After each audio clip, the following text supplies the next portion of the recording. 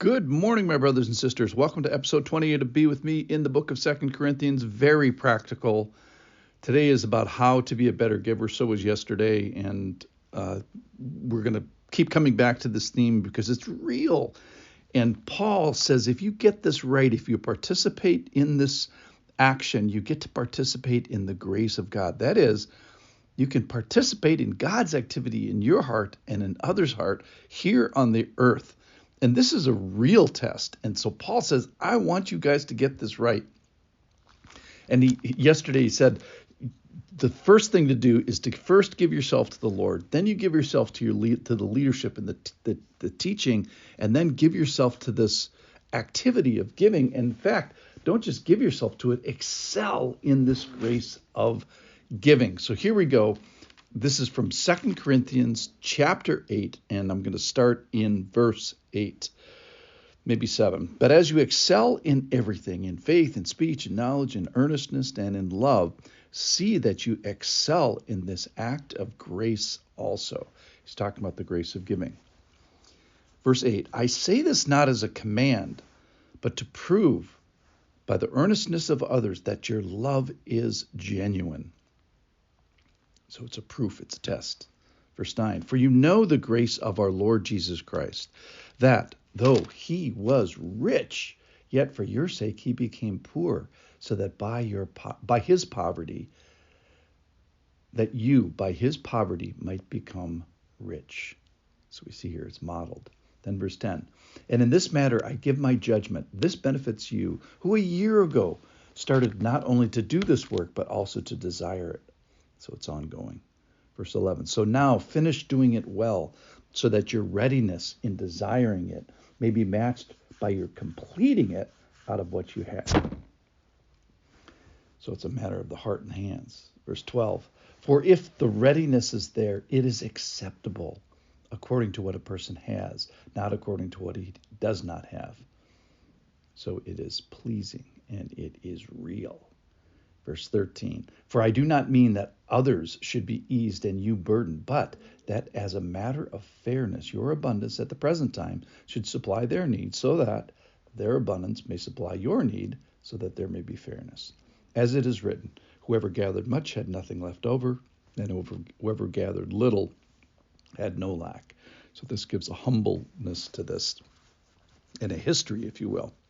All right, so we are excelling in this act of giving. And Paul wants this to be a voluntary, he doesn't command this. He says this is a proof, this is a test.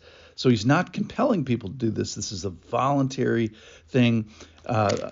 If you ever hear someone said, hey, I'm a good person, immediately the response should be, really? How much do you give? Because the giving is the test. The giving is the test of the heart. The person is saying, oh, my heart is good. It's like, really, let's talk about your generosity, because it's such a practical matter. All right, verse 9.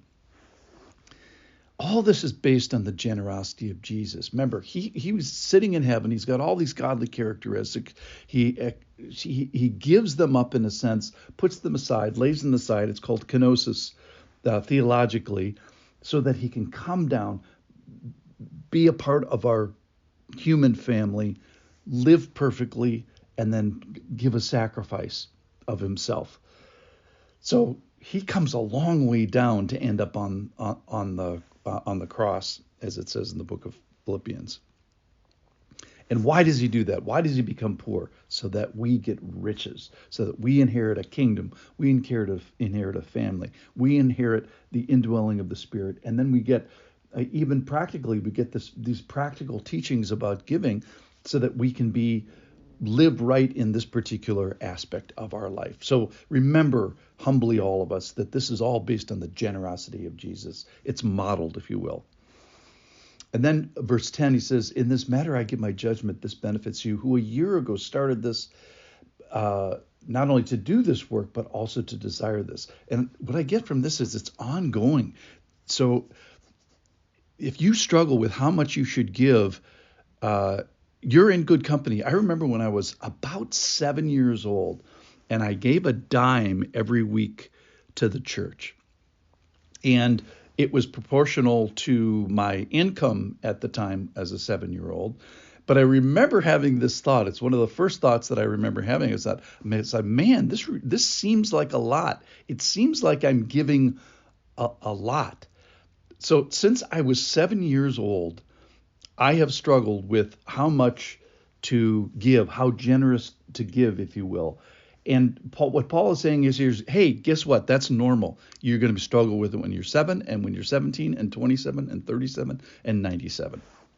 It's an ongoing process. This work that that is requiring of you, you're not done with it until the day you die. And then he describes this as a work. Yeah, that's right. It's an effort. This is not la-di-da. This is probably hard. And he describes it so as a work. And it's the front row of the war. It's a work of giving of your hands, and it's a work of what is happening in your heart. And then he says the readiness is there, which is acceptable. And it's according to what one has. So it's real. This is a real, very, very practical, and it's proportional. It reminds me of what you really have. It reminds me of the old the joke. A guy says, hey, if you had 1,000,000 cows, would you give 100,000 of them to the Lord? And the guy says, yeah, absolutely. He says, well, if you had 100,000, would you give 10,000? He says, absolutely. I'd give 10,000 cows to the Lord. If you had 1,000 cows, would you give 100 to the Lord? He says, oh, absolutely. Says, well, if you have 10 cows, and he says, whoa, hold on every second. I have 10 cows. So this is real. It's based on what you have. So this is not looking pie in the sky at a guy like Elon Musk or Bill Gates. They have their own burdens of money and their own accountability. This teaching is based on what you have. And then finally he says, be humble about this. You may be in the driver's seat of giving for a while, but you may be in the passenger seat at some point. So we find here that giving is modeled by Christ. It's ongoing year in and year out. It's a work. It requires effort. It's primarily a matter of heart, and it's primarily a matter of the hands. It's voluntary, and it's real, and it should denote humility. And so he finally says, I want you to do this right. I want you to do this aspect of your life right. Do this well. Let's be good givers. Thanks for listening.